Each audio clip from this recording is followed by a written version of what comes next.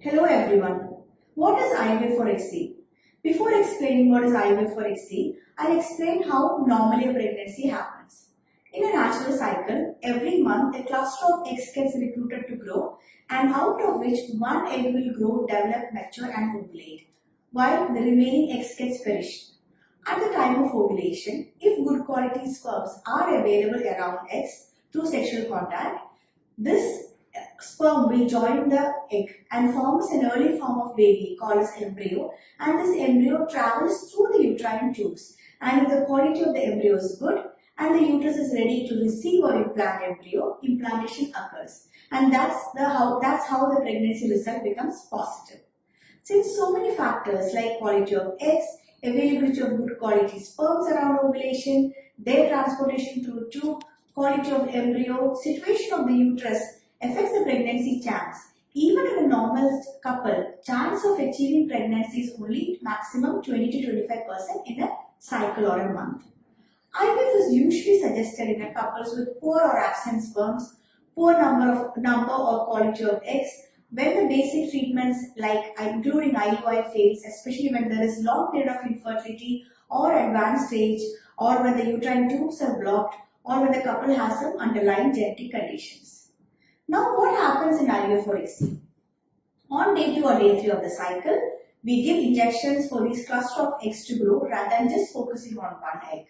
So on day 2 or day 3 of the cycle, scan and blood tests are performed, and if the results are normal, injections are started. Injection dosage usually depends upon age, ovarian reserve, previous response and body weight. After 4 to 5 days of injection, we perform scan and blood tests to assess the growth of these follicles containing eggs. Further dosage of injections are titrated depending upon the response. Most patients attain follicular growth roughly after 9 days of injection, following which we give another injection for final maturation of the egg called as trigger injection. Approximately 2 days later, we plan your egg pickup. Egg pickup will be done with a fine needle under ultrasound or scan guidance. The needle is inserted through the vagina and the eggs are collected carefully with all aseptic precautionary measures. Don't worry, the procedure will be done under sedation and you won't experience any pain. Post-procedure, within half an hour to 1 hour, you can resume your routine activity. Now, what happens in the lab around the time of egg pickup is that the sperms are collected from the patient's husband, and after double checking, the sperm is cleansed, processed and good quality sperms are separated. This good quality sperms are either injected into the egg by an experienced lab embryologist, which is called as ICSI, or eggs and sperms are put in a culture dish for them to fuse or fertilize naturally, which is called as IVF. So after 16 to 18 hours of this procedure, eggs are checked to ensure fertilization has happened, and these fertilized eggs are then cultured till day 3 or day 5 developmental stage. What we do is, this entire process is manually double witnessed and electronically matched using specialized RFID tag dishes and tubes to avoid mix-up.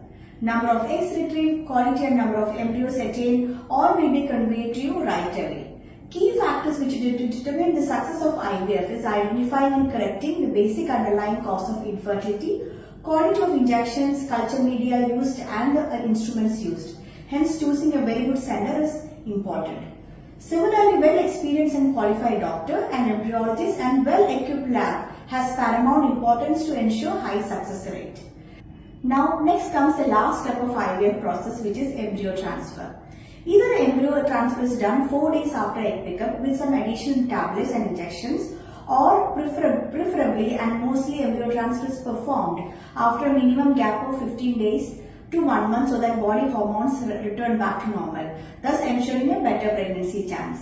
In certain situations, depending upon the underlying conditions, this gap duration might be extended. For embryo transfer, the preparation is started on day 2 or day 3 of the cycle with tablets, and roughly 15 to 20 days of medications are required. Again, with the help of ultrasound or scan, the doctor will transfer the embryos into your uterus. Embryo transfer is a painless procedure and does not require any anesthesia.